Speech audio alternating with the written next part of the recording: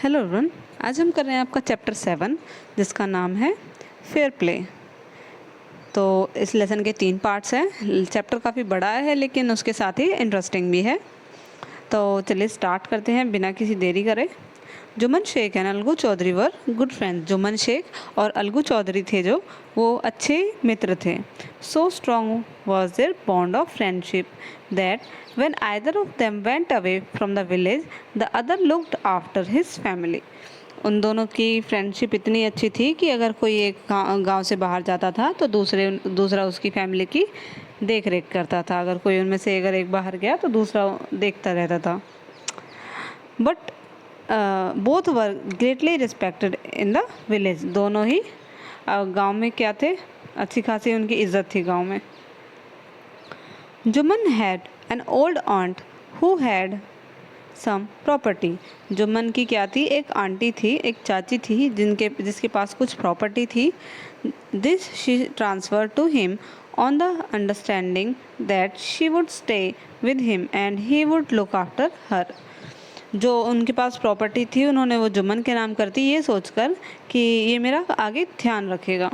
The arrangement worked well for a couple of years. जो उनके बीच deal हुई थी कि भाई मैं तुम्हें प्रॉपर्टी दे रही हूँ, उसके बदले मेरा तुम जब तक ध्यान रखना जब तक मैं जीवित हूँ। ये कुछ सालों तक तो ठीक चला।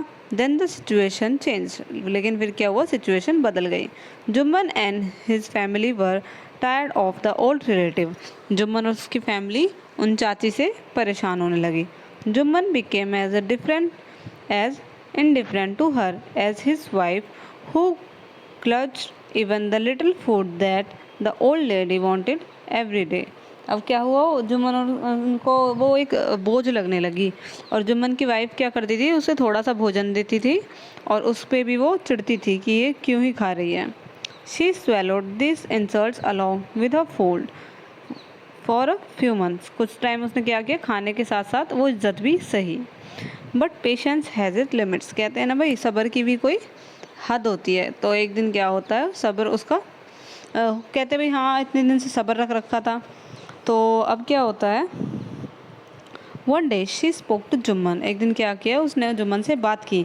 माई son, it is now obvious that I am not wanted in your house. कि जुम्मन, मुझे ये तो साफ साफ दिख रहा है कि अब तुम्हें मेरी ज़रूरत इस घर में नहीं है। Kindly give me monthly allowance so that I can set up a separate kitchen.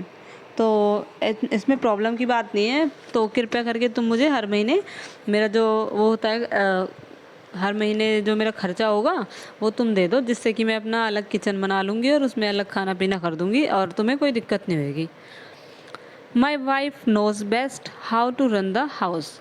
तो जुम्मन कह रहा है कि मेरी बीवी को सब कुछ अच्छी तरह पता है कि घर को कैसे चलाते हैं। Be patient said Jumman shamelessly. उसने बड़े ही शेमलेस होता है कि बहुत ही बिना इज्जत के, बेइज्जती के साथ एकदम से कह दिया कि मेरी वाइफ को सब पता है, ठीक है।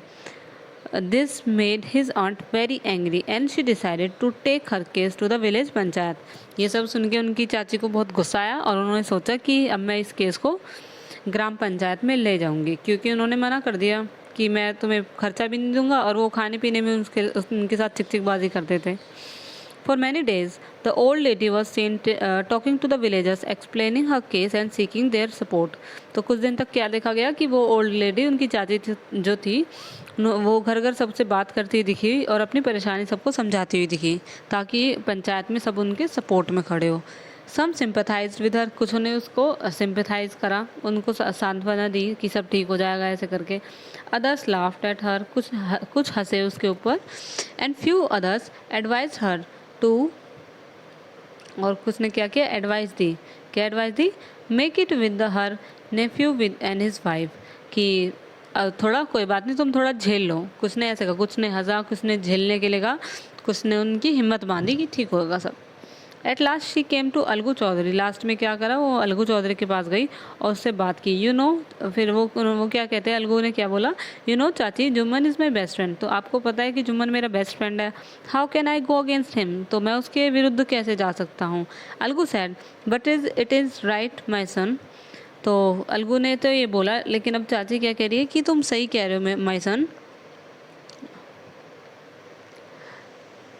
to keep mum and not say, my son, to keep mum and not say when you consider just as fair.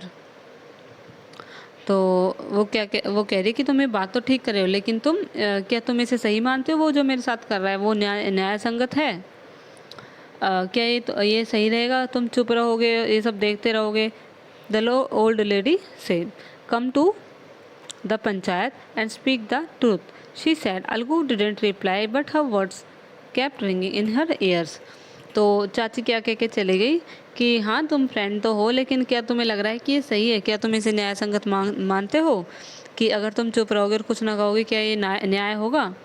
तो उसने चाची ने बोला उनकी ने कि तुम मेरे साथ आओ और पंचायत में सच का साथ दो, सच बोलो. तो उनके आंसर में अलगू ने कुछ उनसे बोला तो नहीं, लेकिन जैसे चाची चली गई तो चाची के जो वर्ड्स थे वो उसके दिमाग में घूम रहे थे. कहीं ना कहीं उसको लग रहा था कि चाची सही है. यहाँ से पार्ट 2 स्टार्ट हो रहा है. The panchayat was held the same evening under the old banyan tree. अगले दिन एक बरगद के वृक्ष में उसी शाम पंचायत हुई. Jumman stood up and said, the voice of panch is the voice of God. Jumman खड़ा हुआ और बोला कि जो पंच की आवाज़ होती है वो भगवान की आवाज़ होती है.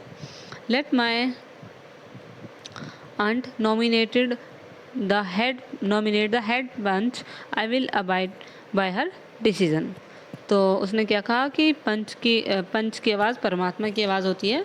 मेरी चाची मुख्य पंच के लिए किसी का नाम सुझाए, मतलब चाची बताए कि पंच वो कौन किसे डिसाइड कर रही है, और जिन्हें भी वो डिसाइड करेगी मैं उनका निर्णय स्वीकार कर लूँगा.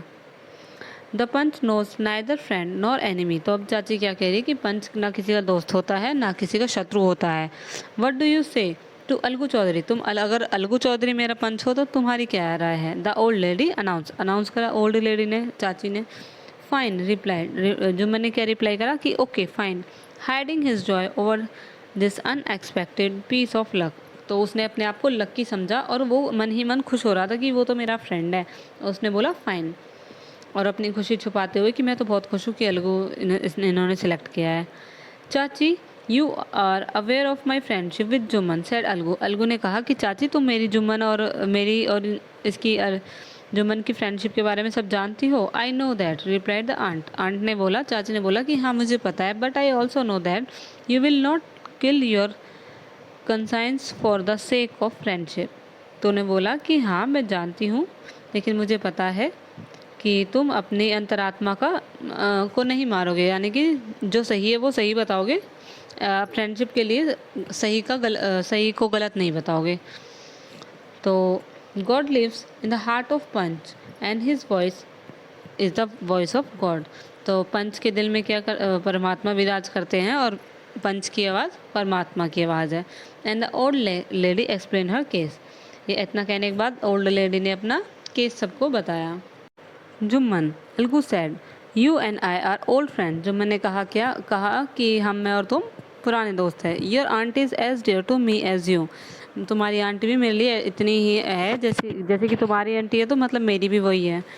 नाउ आई एम अ पंच, लेकिन मैं अब पंच हूँ. You and your aunt are equal before me. अब मेरे आगे तुम दोनों समान हो. वट हैव यू टू से इन योर डिफेंस. तो उन्होंने बोला तुम्हारे पास क्या है अपने डिफेंस में बोलने के लिए. तो अब क्या वो बोल रहा है जुम्मन. 3 years ago, 3 साल पहले, बिगन जुम्मन ने शुरू किया कि 3 साल पहले my aunt transferred her property to me. मेरी आंट ने अपनी प्रॉपर्टी मेरे नाम ट्रांसफ़र कर दी.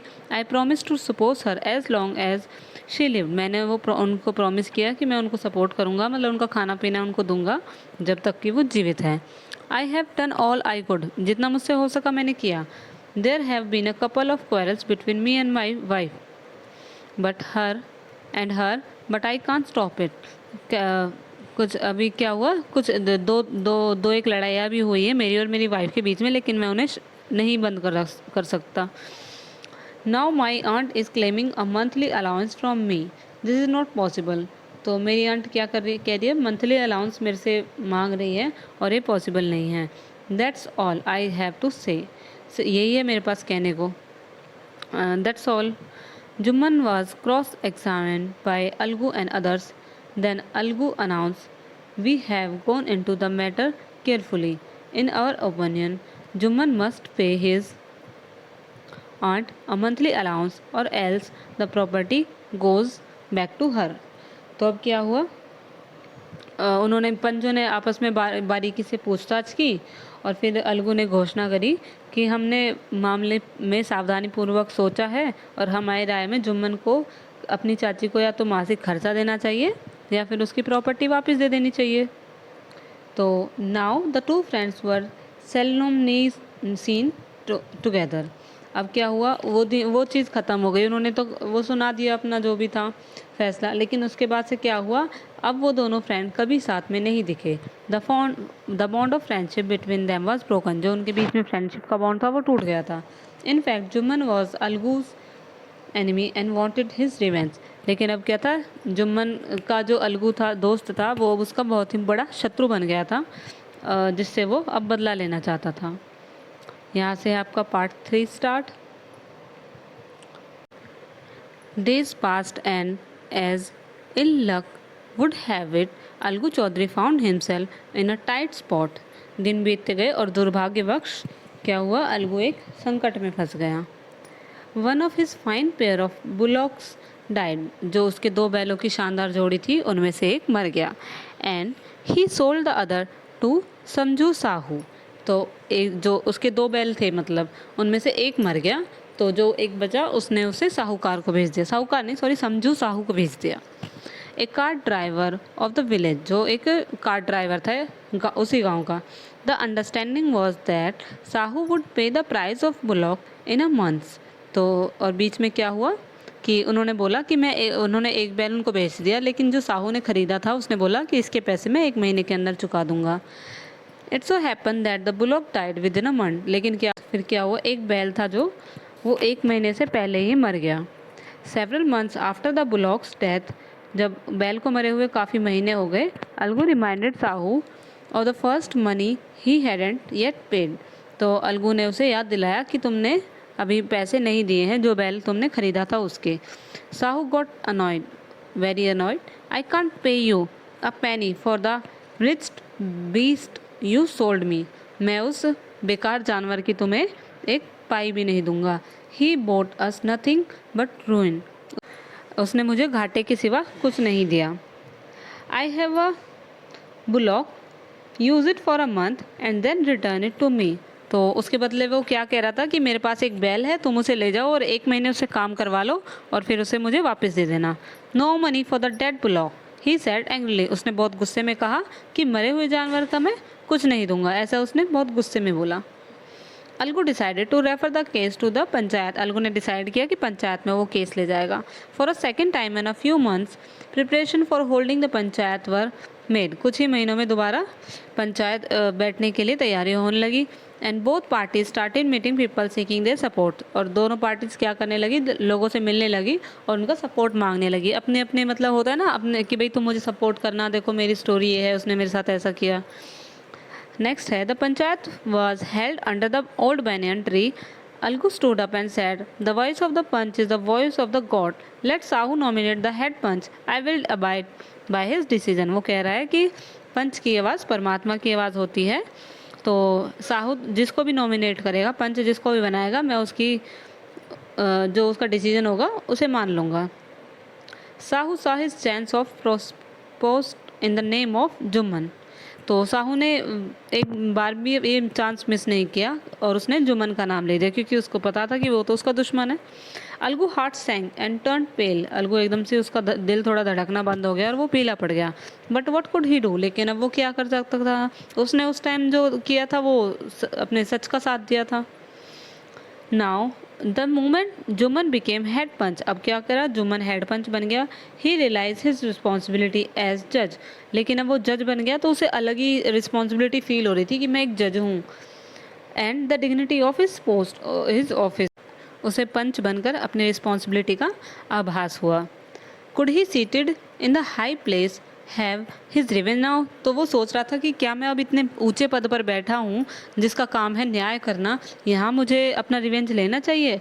ही थॉट एंड थॉट। वो सोचता रहा। No he must not. नहीं, मुझे ऐसा नहीं करना चाहिए। Allow his personal feelings to come in the way of speaking the truth and doing justice. Justice का जो वो है रास्ता, वहाँ पे हमें पर्सनल चीज़ें अपनी नहीं लानी चाहिए, वो सोच रहा था। Both Algu and Sahu started their cases, दोनों स्टार्ट कर दिया अपने केसेस को, दोनों अपने अपने केसेस बताने लगे। They were cross examine by the case consider by deeply, दोनों से क्वेश्चंस करे गए अलग अलग तरह के ताकि वो केस के अंदर जा सके जो पंच थे उनके द्वारा। It is our opinion that Sahu should pay Algu the price of bullock, तो क्या हुआ कि उन्होंने पंच थे, उन्होंने कहा कि साहू को उसका पे करना चाहिए उन्हें बुलॉक का price. When Sahu bought the bullock it suffered from no disability और डिसीज, जब उन्होंने बैल को बेचा था तो उसे वो कोई उसने डिसीज नहीं थी, कोई डिसेबिलिटी नहीं थी, वो एकदम ठीक ठाक था। The death of the bullock was unfortunate, बदकिस्मती से उसकी मौत हुई थी। But Algu can not be blame for it, इसमें अलगू की कोई गलती नहीं है, अलगू को जिम्मेदार नहीं ठहरा सकते। Alagu could not contain his feelings, he stood up and said loudly over and over again, victory to the panchayat, this is justice, God live in the voice of panch, तो वो कहने लगा पंचायत की जय हो। वो अपने आप को काबू में नहीं रख पाया और ये सब देखकर कहने लगा पंचायत की जय हो, पंचायत की जय हो, और पंच की आवाज़ में परमात्मा विराज करते हैं। सून आफ्टर, कुछ देर बाद, जुम्मन केम टू अलगू, क्या हुआ कि जुम्मन अलगू के पास आया और कहा, सिंस द लास्ट पंचायत के बाद I had become your enemy, मैं आज तुम्हारा शत्रु बन गया था। टुडे, लेकिन आज, I realize what it mean to be a panch, मुझे आज रियलाइज़ हुआ कि एक पंच क्या होता है, एक पंच बनने से क्या जिम्मेदारियाँ होती हैं। A panch has no friend nor enemy, एक पंच का कोई दुश्मन नहीं होता और जब कोई दोस्त नहीं होता, कब, जब वो एक पंच बन जाता है। ही नोज ओनली जस्टिस, उसे दिखता है सिर्फ न्याय। Let no one deviate from the path of justice and truth of friendship और एनिमिटी, तो क्या कहता है कि पंच का कोई मित्र और शत्रु नहीं होता, यही उसका जो ड्यूटी होती है वो सिर्फ होता है न्याय करना। Alagu embraced his friend and wept, Alagu ने क्या किया, अपने फ्रेंड को गले लगाया और रोने लगा। And his tears washed away all the dirt of misunderstanding between them, उनके आंसुओं ने उनके बीच जो हुई थी गलतफहमी, उस गलतफहमी की गंदगी को धो डाला। तो यहाँ आपका लेसन ख़त्म हो गया। अच्छी स्टोरी थी ना, कैसी लगी कमेंट सेक्शन में ज़रूर बताइए और लाइक कीजिए वीडियो। मिलते हैं नेक्स्ट वीडियो में, तब तक के लिए बाय बाय।